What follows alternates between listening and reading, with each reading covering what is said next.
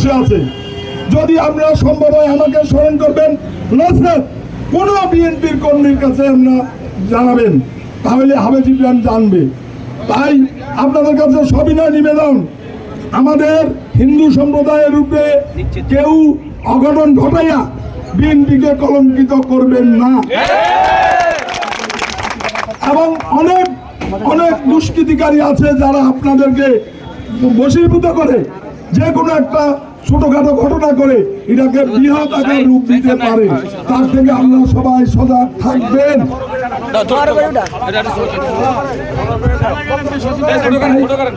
তাই আমি আমার বক্তব্য শুরু করে আরো নেতাকর্মীদেরকে বলছি,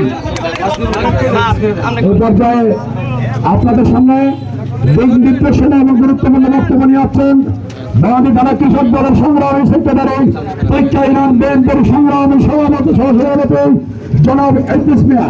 জনাব ইদ্রিস মিয়াকে মূল্যবান বক্তব্য দেওয়ার জন্য পরীক্ষা বিএনপির পক্ষ থেকে বিশেষভাবে অনুরোধ করছি। আউযু বিল্লাহি মিনাশ শাইতানির রাজিম, বিসমিল্লাহির রহমানির রহিম। আহমাদুহু ওয়া সাল্লি আলা রাসূলিল কারীম। আম্মা বাদ, দীর্ঘদিন পরে আজকে 18 বছর পর স্বাধীনভাবে এই পরীক্ষা ইরানে দুই একটি কথা বলার মতো অধিকার পেয়েছি। মহান আল্লাহ রাব্বুল আলামিনের কাছে শুকরানা আদায় করি, সবাই বলেন আলহামদুলিল্লাহ। ভাইরা আমার, উপস্থিত আছেন পরীক্ষার এবং ছাত্র দল, যুব দল, স্বেচ্ছাসেবক দল, শ্রমিক দল, কৃষক দল, মূল দলের নেতা কর্মী সহ প্রত্যেকের প্রতি আমার আন্তরিক সালাম গ্রহণ করেন। আসসালামু আলাইকুম। এই 18 বছর এই পরীক্ষা শাসিত এই পরীক্ষার শাসিত এক নাগর হাওলাদার ছিল।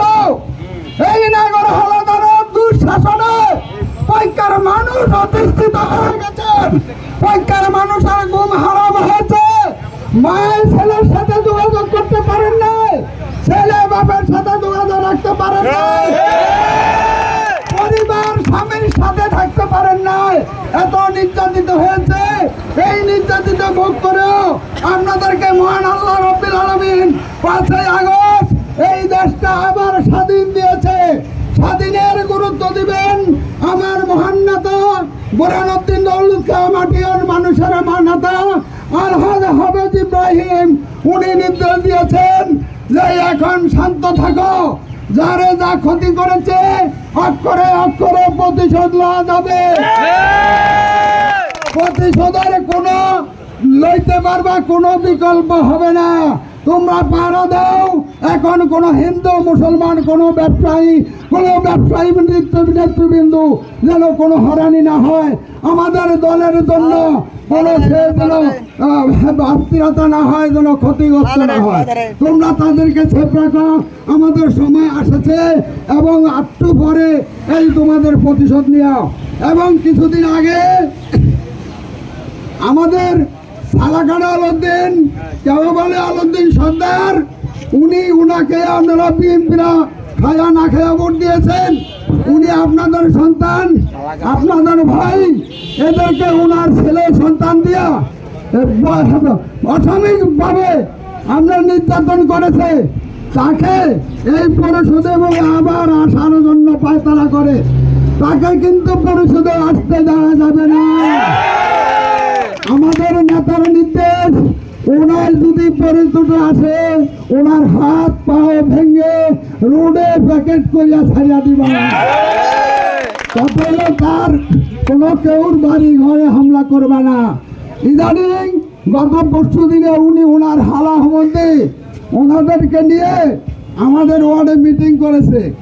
হিন্দুদের উপরে আপনার অন্যায় অত্যাচার করবে, আশেপাশে ঘর দুয়ার ভাঙবে, ওনার বাইরে দেয়া আমাদের দুর্বর্ণম করবে। কিন্তু আপনারা সচেতন থাকবেন, ওনার কোনো বাহিনী যেন কোনো কাজ অকারেজ করতে না পারে। সাথে সাথে তার হাড্ডি মাংস গুঁড়ো গুঁড়ো করে দিবেন। এবং গতকালকে নাকি আবার আমার দলীয় এক ভাই আলমগীর বাতাবর সেখানে আওয়ামী লীগের নেতৃত্ব দিয়া মিটিং করিয়া এগুলো বলে সবাল করবো, ইউনিয়ন পরিষদে উঠবো। আমাদের ভারবাগের সাবেক চেয়ারম্যান সেলিম তার সাথে ইন্ধন দিয়েছে, আমরা সেটা জানছি, সেই সুযোগ দেওয়া হবে না। এখন আমি আর একটু কথা আপনাদেরকে বলি, আপনারা সচেতন থাকবেন, সব সময় বাজারে থাকবেন এবং পরীক্ষার যে ভোট দিয়া যারে আমরা মেম্বার করেছি এবং আমাদের নেতার কথা হইল যারে তোমরা চেয়ারম্যান করেছ এবং তারে তোমরা প্রতিহত করবা। কাজে এটাকে আমরা সবাই রাজি। আচ্ছা, তো রাজি হলে সবাই বরণগঞ্জ একটু বেশি সময় দিবেন। যখন শুনছেন সালাকারে আসার ভয় তারা করে, তাকে যেই বাজে হোক প্রতিহত করতে হবে। এই হলো আমাদের নেতার নির্দেশ। সবাই শান্ত থাকবেন, বাজারে সবসময় সময় দিবেন। আমার ব্যবসায়ী বিন্দুকে কোনো যেন সমস্যা না হয়, হিন্দু ভাইদের জন্য সংখ্যালঘুর উপরে যেন কোনো আক্রমণ না হয়, সেদিকে সবাই সচেতন থাকবেন। এই বলে আমার বক্তব্য আমি শেষ করছি। বাংলাদেশ জিন্দাবাদ, খালেদা জিয়াকে ধন্যবাদ। আসসালামু আলাইকুম। আবার দেখা হবে, সাক্ষাতে আলাপ হবে।